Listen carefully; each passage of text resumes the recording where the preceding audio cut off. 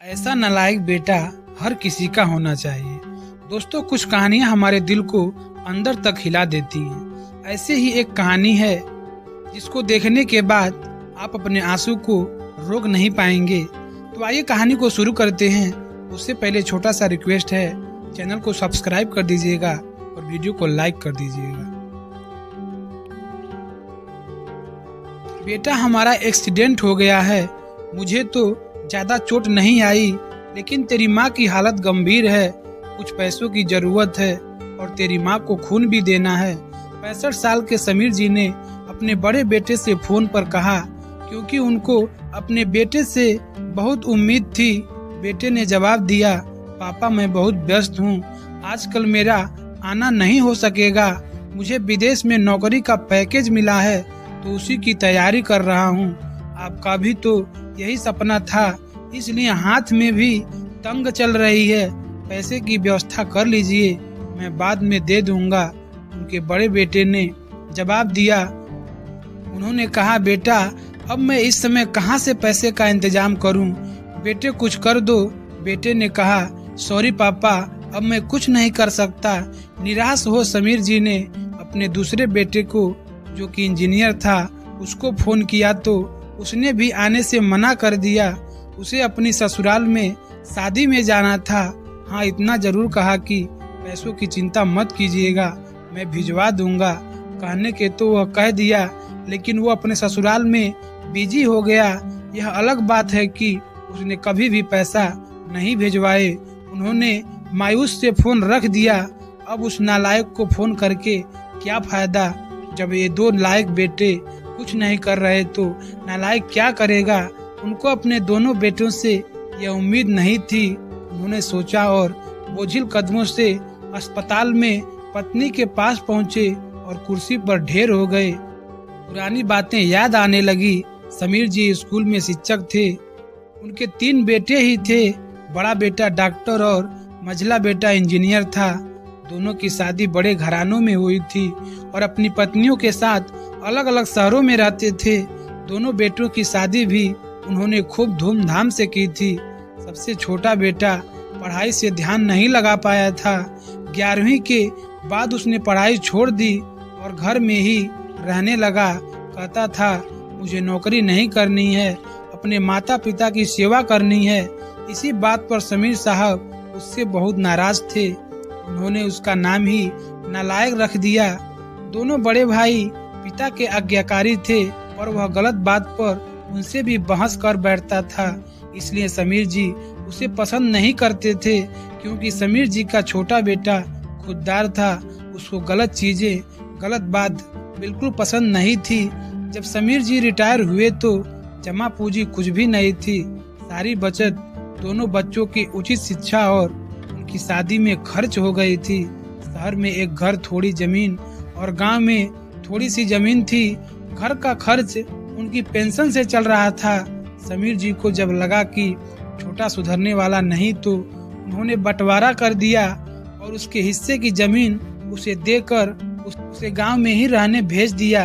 हालांकि वह जाना नहीं चाहता था, पर पिता की जिद के आगे झुक गया और गांव में ही झोपड़ी बनाकर रहने लगा और वही खेती बाड़ी करने लगा। समीर जी सबसे अपने दोनों होनहार और लायक बेटों की बड़ाई करते थे। उनका सीना गौर से चौड़ा हो जाता था और उस नालायक का नाम भी नहीं लेते थे।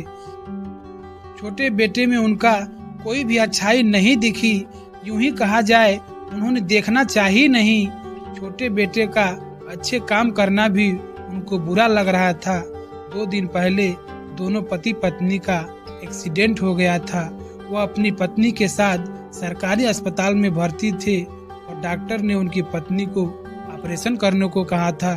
पापा पापा, यह सुनकर समीर जी सामने देखा तो वही नालायक बेटा खड़ा था।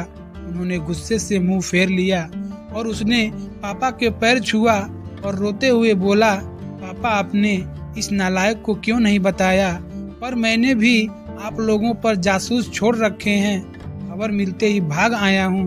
पापा के विरोध के बावजूद उसने उनको एक बड़े अस्पताल में भर्ती कराया, माँ का ऑपरेशन कराया और अपना खून दिया। दिन रात उनकी सेवा में लगा रहता। एक दिन वह गायब हो गया। वह लोग उसके बारे में फिर बुरा सोचने लगे। फिर कुछ दिन बाद वह वापस आ गया। महीने भर में ही माँ एकदम भली चंगी हो गई। वह अस्पताल से छुट्टी लेकर उन लोगों को घर ले आया। समीर जी के पूछने पर बता दिया कि खैराती अस्पताल था, पैसे नहीं लगे हैं, घर में नौकरानी थी ही। वह उन लोगों को छोड़कर वापस गांव चला गया। धीरे धीरे सब कुछ सामान्य हो गया। एक दिन यूं ही उनके मन में आया कि उस नालायक की खबर ली जाए। दोनों जब गांव के खेत पर पहुंचे तो घर में ताला देखकर चौंक गए। उनके खेत में काम कर रहे आदमी से पूछा तो उसने कहा, यह खेत मेरा है। समीर जी कहे, क्या? पर यह खेत तो मेरे छोटे बेटे का है। उन्हें यह सुनकर आश्चर्य हुआ। हाँ, उसकी माँ की तबीयत बहुत खराब थी, उसके पास पैसे नहीं थे तो उसने अपने सारे खेत बेच दिए। वह रोजी रोटी की तलाश में दूसरे शहर चला गया। बस यही झोपड़ी उसके पास रह गई। वह झोपड़ी में दाखिल हुए तो बरबस उस नालायक की याद आ गई। टेबल पर पड़ा लिफाफा खोलकर देखा तो उसमें रखा अस्पताल का 9 लाख का बिल उनको मुंह चिढ़ाने लगा। उन्होंने अपनी पत्नी से कहा, जानकी तुम्हारा बेटा नालायक तो है ही, झूठा भी निकला। अचानक उनकी आंखों से आंसू गिरने लगे और वह जोर से चिल्लाए, तू कहाँ चला गया नालायक? अपने पापा को छोड़कर एक बार वापस आ जा, फिर मैं तुझे कहीं नहीं जाने दूंगा। उनकी पत्नी के आंसू भी बहे जा रहे थे और समीर जी को इंतजार था अपने नालायक बेटे को अपने गले से लगाने का। आज समीर जी को एहसास हुआ कि कभी अपने बच्चों में भेदभाव नहीं करनी चाहिए। हर बच्चे की रुचि अलग अलग होती है, तो जिसमें बच्चों की रुचि हो उनको वही करने दे। लायक कोई पढ़ने से नहीं होता, बल्कि अपने दिल और दिमाग व्यवहार से लायक बनता है। माँ बाप को कभी अपने बच्चों पर अपनी सोच नहीं थोपनी चाहिए। और अक्सर देखा गया है, जिसको हम बिना काम के समझते हैं वही वक्त आने पर काम आता है। दोस्तों, ये कहानी आप लोगों को कैसी लगी?